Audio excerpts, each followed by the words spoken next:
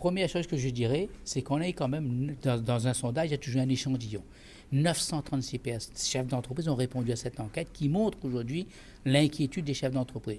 94% effectivement des entreprises disent qu'aujourd'hui, ils ont une perte du chiffre d'affaires entre 30 et 65% pour nous.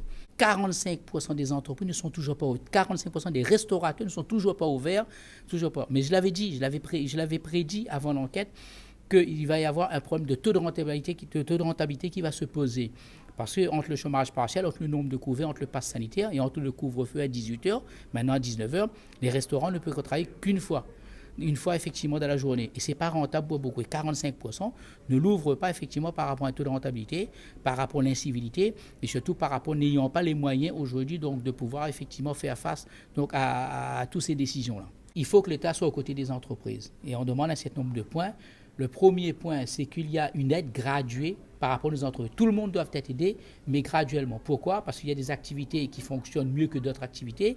Donc, ceux qui sont confinés pour la troisième fois, ceux qui sont confinés pour la deuxième fois, effectivement, ont le mérite d'être aidés plus que ceux qui ont été confinés une seule fois. On a demandé aussi, concernant donc, pour les restaurateurs, pour ceux, les passes loisirs, le sport et tout, qu'il y ait une aide.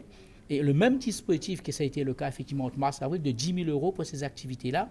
Parce que moi, je dis toujours, zéro chiffre d'affaires, zéro charge, mais il y a toujours des charges. Le loyer, quelque part, il faut le payer.